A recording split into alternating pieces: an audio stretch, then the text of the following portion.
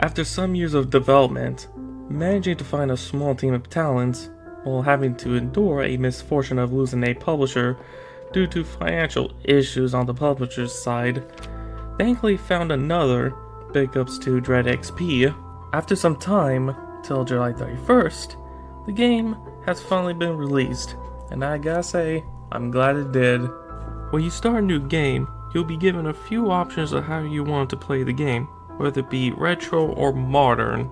You can have the game's graphic to be old school pixel-like or clean modern, can have your movement be either tank controls or modern, similar to aiming, can go old school tank controls, or you can go modern, which is over the shoulder. Personally, on my first playthrough, I went all modern. In this game, we played as a young woman named Sam, who was unable to move on from the passing of her grandfather, went on a internet rabbit hole. She come across rumors of a cabin at the mountains where you can talk to people from the other side.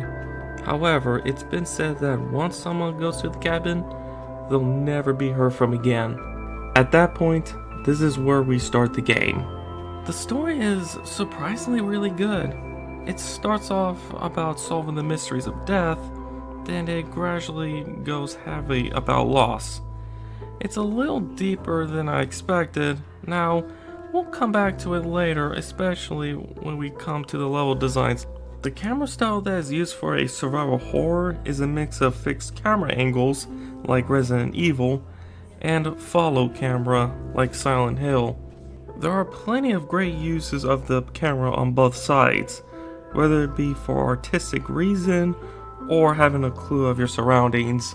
From the very beginning to the very end, you have one weapon, a camera, which is highly referencing the Fatal Frame series. It can also be used to light up the dark areas, temporarily. It won't consume any ammo as long as you don't aim the weapon. There is an attachment you can get from an optional puzzle, which will be quickly mentioned again for more about it later. Can turn the camera into a 3-burst weapon, further increasing DPS, and only consumes one film. Like some Resident Evil titles, whenever you enter through any kind of transparent, like a door, you'll be going through an animation. There is an option to turn it off. The soundtracks are all well done. They fit really well within the atmosphere of the game's settings. One in particular made a whole current area unsettling as shit.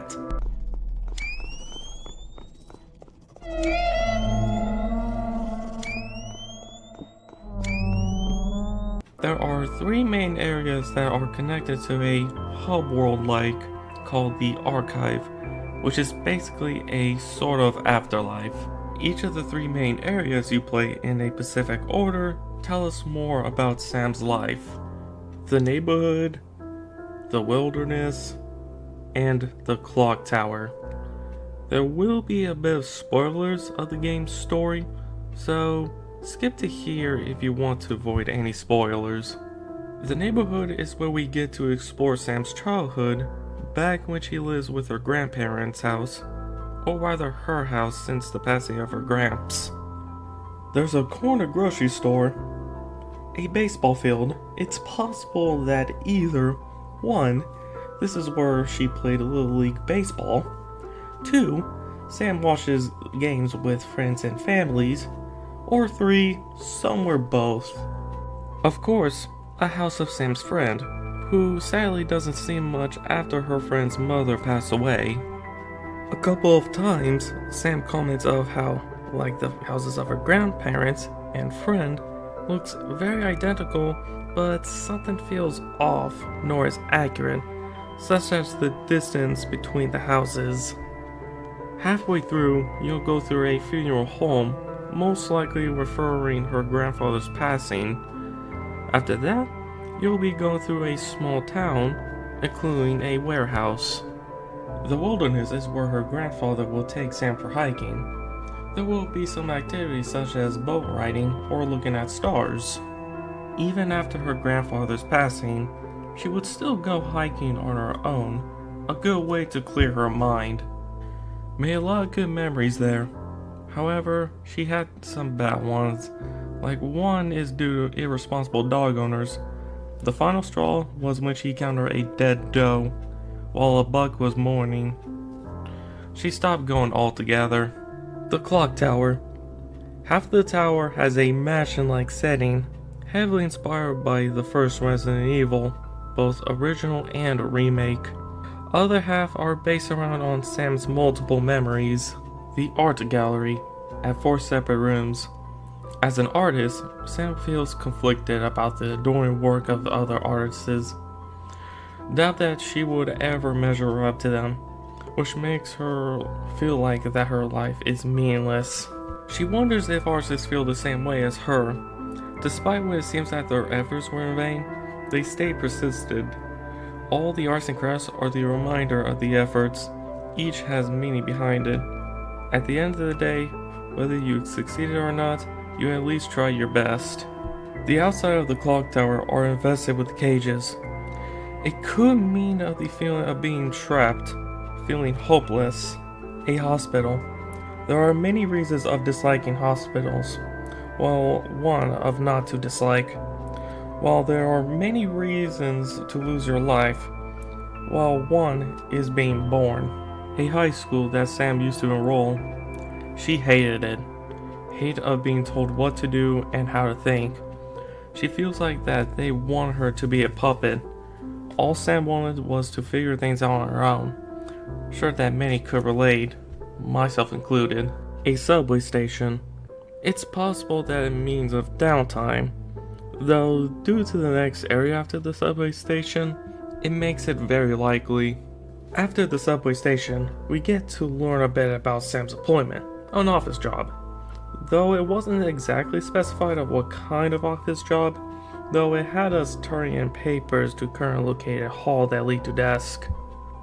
We would hear a voice in a intercom whom is Sam's boss, treat her like utter trash. That does not give two shits about Sam going through grief. Even uses her dead grandfather cause of poor work ethic. As y'all can see, all the areas in the game are a hall of memories of Sam's depression and trauma. At the end of each main area, there will be a boss fight that fits within the settings. A giant spider in a town, a deer in the wilderness, and the tapekeeper at the end of the clock tower. The 3 bosses in this game look incredible, but gameplay wise, they're not great. Now, to be fair, survival horror games, for the most part, aren't really known to have the best boss fights. The spire is painfully easy. Wherever it gets close enough, you'll flash it with your camera, while avoiding a couple of its moves, being the web to be a little annoying. Every often, when it leaves the arena for a moment, ads would be summoned that exploded when they get close.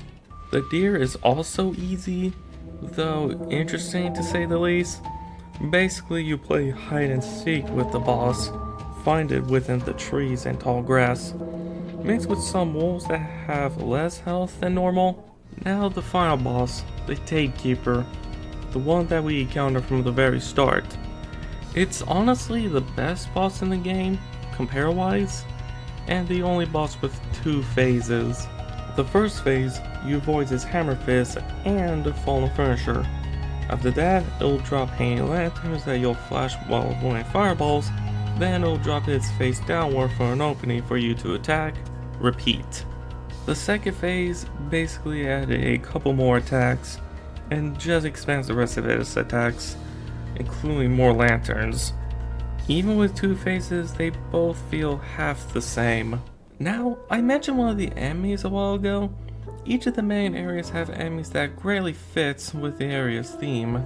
The very first enemy you'll encounter is a static figure that looks heavily similar to Sam. Common at the neighborhood and a bit at the clock tower. They can slow you down for a brief moment, though not very effective. There's even a red variant that just turns invisible for a moment. In the wilderness, you'll be encountering wolves that will chase you until you transfer to a different room or location, and lady statues that will trap you in a circle for a certain amount of time. At the clock tower, there will be a statue puppets that are chasers and cannot die to my knowledge. Also could reference of how Sam feels of going to high school and attending to work during the subway station and office job. Also, there are these liquor-like creatures that have chains dangling around them. They'll hang on the ceilings, drop down when you get close to one of them, then they'll chase or jump towards you. When you flash them, they'll jump around. They sound pretty intimidating. However, they are very easy to avoid, especially when it comes to their attacks. Finding the enemies are heavily optional. You will only kill the ones that are in the way, which makes it very easy to conserve ammo. At the near end, I had like over 100 or 150 of films and a really good amount of health kits. When you defeat a boss like the spider, the first one, you'll get a page for the book that's in the middle of the archive. Then you'll open the next main area. However, you cannot backtrack to the previous main area when you defeat their boss. The puzzles are a mix of iron-based and what you read on specific notes. They'll have a clued solution on certain puzzles. You'll see whether it be in the same or somewhat separate room, or even throughout a main area, like highlighting the right star patterns in the wilderness and the right words at the art gallery in the clock tower. There are a couple of environment interactions that are necessary to progress, like candles and power switches. There is technically an optional chess puzzle that took me longer than it should. I thought I was supposed to win the chess game, however, that's not the solution. The solution was so simple, it was a little embarrassing. Though you do get the burst mod attachment for the camera, so it's worth something. The only puzzle that I have a mildly annoyance was the slime puzzle. Even at the downstairs it tells you the right order of the pictures and numbers, it feels like a little trial and error. To my knowledge, as far as I know, there hasn't been a slime puzzle in a survival horror game that is liked. Now, the way to determine what ending you get is iron-based. There are 3 photographs, one of each of the main areas. In neighborhood, the garden photo is hidden behind a locked gate at the grandparents' backyard. You basically have to do some steps based on the items that you found. Eventually, you'll get a key for the gate to obtain the photo. In wilderness, the cave photo is hidden behind a sealed gate at the underground cave. You need to enter the right pattern on the console next to the gate, which the solution is hinted at you a while ago. Then after that, you'll find the photo. The clock tower photo is just placed at a different path at the subway station. When you get one of the photographs, you can insert them in the frame at the archive. Keep in mind, you can't backtrack once you beat a main area boss. Depending if you find all the photographs or not, what you're seeing is how the ending is determined. Now, I'll be talking about the endings. Again, I want to avoid spoilers, skip to here. The bad ending stays. This is where we get a picture of who and what the tape keeper is. She convinced Sam to stay to be a so-called protector, but it only ends her being another tape keeper. A unfortunate path where Sam just wanted answers. The neutral ending leaves. This is where we found out a lot more of who the tape keeper is. Like Sam, she feels lost and was looking for answers. The green cover journal that we've been finding was the tape keeper's. When we read it, it turns out that she was suffering with grief, was looking for her mother.